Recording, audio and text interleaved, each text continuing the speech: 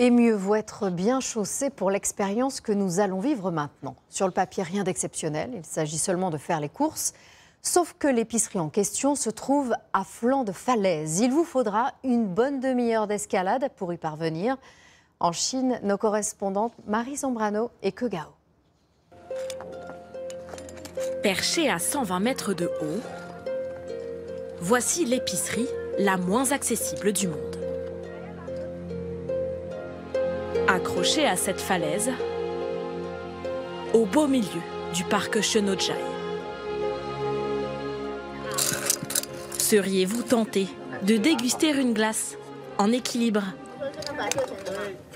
Pour faire ses courses là-haut, mieux vaut s'armer de courage et ne pas être trop pressé.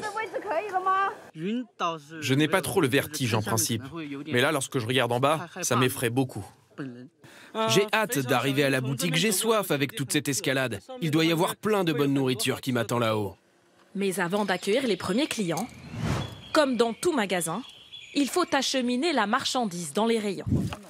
La méthode ici, un simple sac à dos et un bon porteur.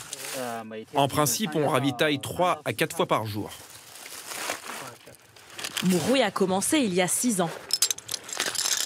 Au départ instructeur en escalade, il est désormais aussi vendeur, au perché. Et chaque matin, il doit emprunter ce périlleux chemin pour atteindre son bureau. Arrivé à bon port, il installe les produits dans les shops d'à peine 2 mètres carrés. Nous avons des gâteaux, de l'eau et des boissons vitaminées. Que des choses riches en calories pour donner de l'énergie.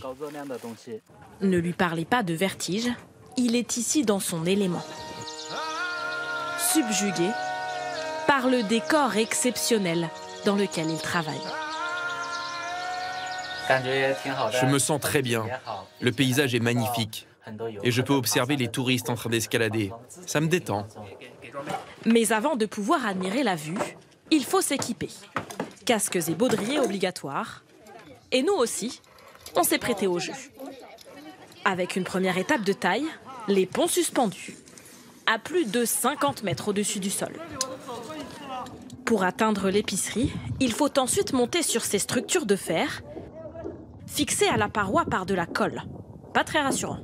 Là, on est déjà à la moitié du chemin. Il ne faut pas avoir le vertige parce que c'est déjà très impressionnant. Il reste à peu près 60 mètres de haut à monter, donc on se retrouve en haut pour un petit rafraîchissement. Sous les encouragements du vendeur. Allez, vous y êtes presque. Après 30 minutes d'effort, on est enfin arrivé à la boutique. Alors ici, pas besoin de faire la pointe puisque tout se paye par téléphone avec un QR code. Combien ça coûte? 4 块. Ça fait à peu près 50 centimes. C'est pratique. J'ai grimpé longtemps et j'avais très soif. Après ça, je vais pouvoir repartir plus forte.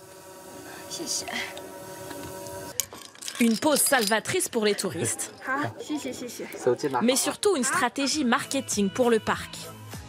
Depuis la promotion de cette épicerie sur les réseaux, le nombre de billets vendus a augmenté de 40%.